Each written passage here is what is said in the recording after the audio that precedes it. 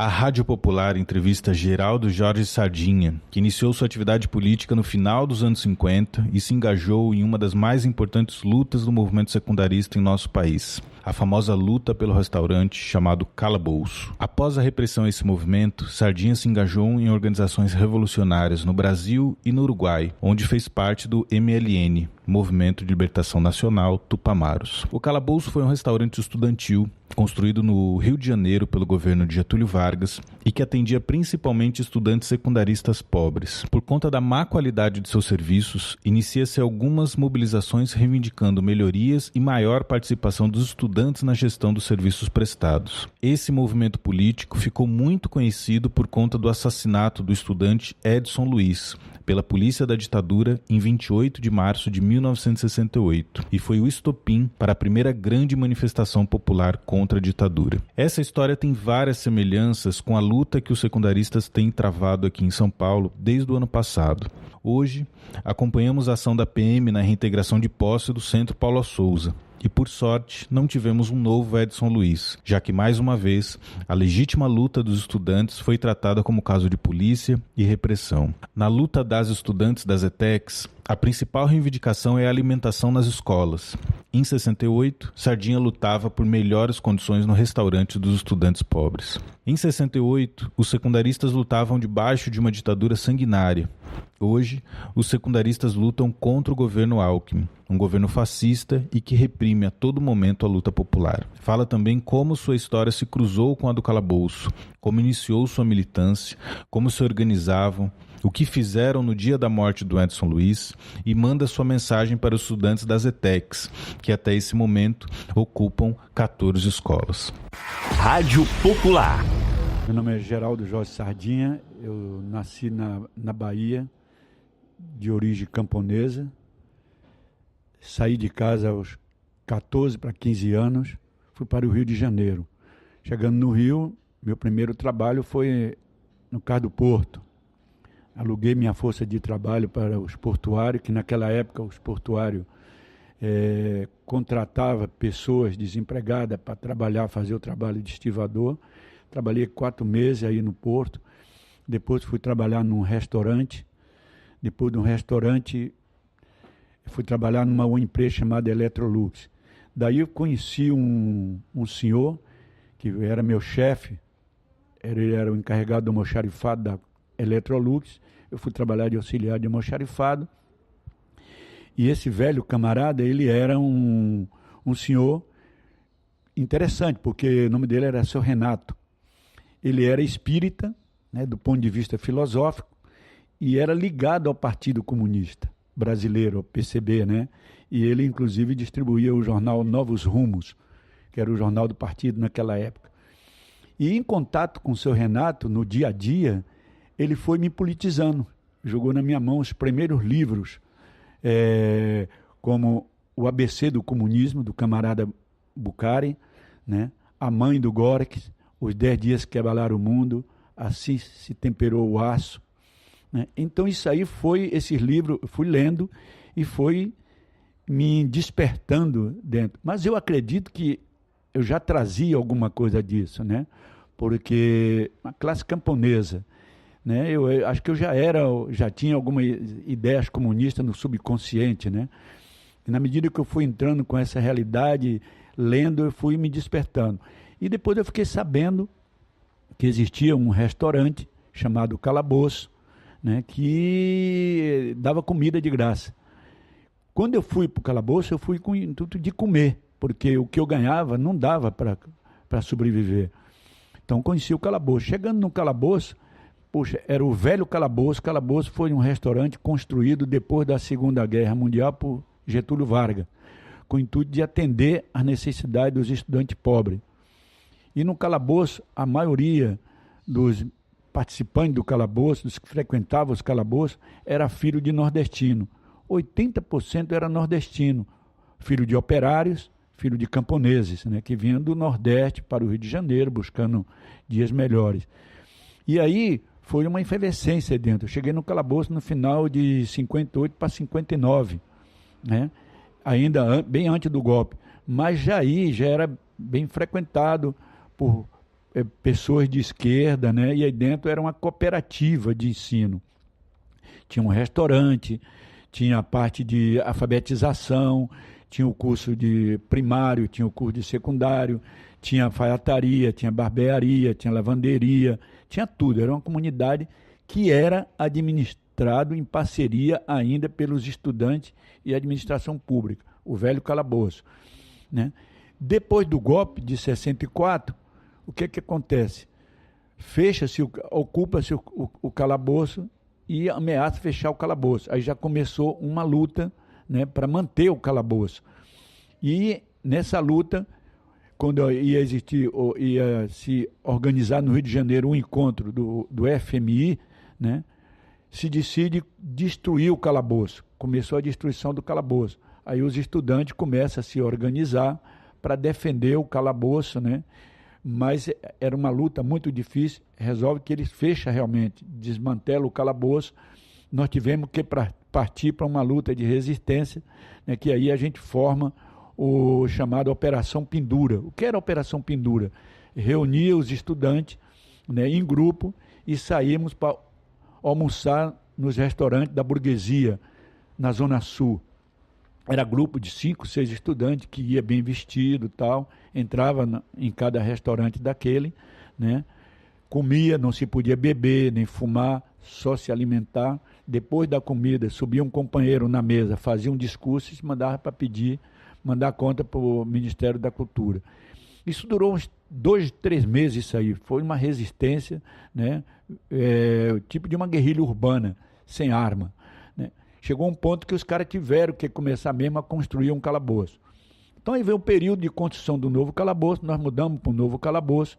Esse calabouço foi construído numa região estratégica ali no castelo. De um lado tinha o Ministério da Aeronáutica, do outro o prédio do MECUSAD, e tinha mais 2 prédios ligados ao governo federal, né? Então nesse calabouço nós já fomos com uma experiência acumulada de resistência do velho calabouço. Então nesse calabouço criamos uma administração, criamos uma entidade estudantil chamada Frente Unida dos Estudantes do Calabouço, a FUEC, né? Tinha um estacionamento na frente do calabouço, do restaurante. Nós desocupamos esse estacionamento num sábado, fizemos uma assembleia, convocamos os companheiros, tiramos alguns carros que tinha, transportamos uma pedra, colocamos em frente da entrada do calabouço, transportamos uma manilha de construção de uns 6 metros, transportamos, colocamos em frente da pedra, aí se transformou na tribuna, território livre do calabouço, né? Libertamos esse território do estacionamento, não se podia mais estacionar carro aí. Na segunda-feira chegou o pessoal para estacionar, nós proibimos estacionamento, ocupamos definitivamente a praça, transformamos praça livre do calabouço. E essa manilha se transformou numa pira. Cada vez que o calabouço ia ter uma passeata, a gente acendia uma tocha para dizer que o calabouço estava em pé de guerra. E a pedra era a tribuna.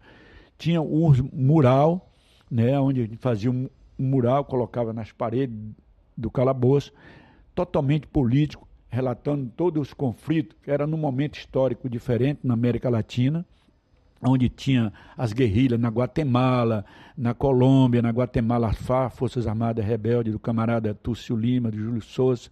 Então, a América Latina estava em efervescente os movimentos revolucionários. A Revolução Cubana, né? A invasão de São Domingo, a Guerra do Vietnã. Então, toda aquela geração começou a se politizar. E nós colocávamos murais bem políticos, bem diferentes dos movimentos estudantil universitário, né? Porque o calabouço existia uma questão de contradição de classe entre os estudantes do calabouço e o movimento universitário, que era a UME, que era o Luiz Travassa, aquele pessoal todo, né? O Frank Martins, né? E então aí no calabouço se começou, e nós desencadeamos uma luta pelo término do calabouço, né? Para melhorar as condições do calabouço, atendimento no restaurante, atendimento no curso, né? E uma quinta-feira, né? 24 de março, não me lembro foi o dia, que é 24 de março de 1968, numa assembleia no calabouço, né? Onde nós estava preparando uma assembleia para uma passeata, tem um enfrentamento com a polícia. E nesse enfrentamento, né, Mas voltando atrás um pouco, aí nessa estruturação do calabouço, de criarmos a Frente Unida, criamos também alguns organismos paralelos, que era a ACC, que era a Associação dos Estudantes do Calabouço, para administrar o curso do calabouço, administrar os comércios que tinha no calabouço. Era uma cooperativa. E criamos a SEVEC. A SEVEC era Comando de Vigilância Interna.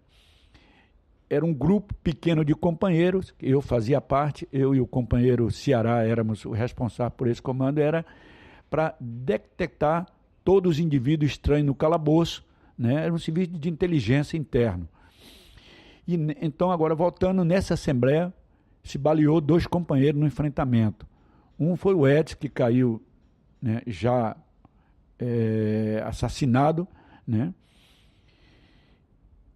Durante o confronto, eles assassinaram o Edson e recuaram, né, quando viram a resistência, depois voltaram para recuperar o corpo, né? Aí nós tivemos outro enfrentamento que conseguimos resgatar o corpo do companheiro e saímos em passeata para a Assembleia Legislativa, que hoje é a Câmara dos Vereadores, ali na Cinelândia. E durante esse período de estar lá, houve também outros enfrentamentos, a cidade toda parou, foi uma participação do povo, né, e dos trabalhadores. O enterro do Edson, o dia seguinte, depois de um confronto também com a UME, né, porque houve um enviado do governador Negrão de Lima, né, que quem estava participando dessa comissão encaminhada pelo Negrão de Lima, o governador, era o Sobral Pinto, né? Nós tiramos uma comissão da Frente Unida dos Estudantes do Calabouço, da FUEC, né? Participou os companheiros da UME, né? O Vladimir e outros companheiros da UME, fomos ter uma discussão com a comissão do governador, que a proposta do governador era retirar o corpo do Edson, né, do local para fazer autópsia fora. Aí nós resistimos, não, porque se tirasse o corpo do Edson dali, não ia voltar o corpo, né?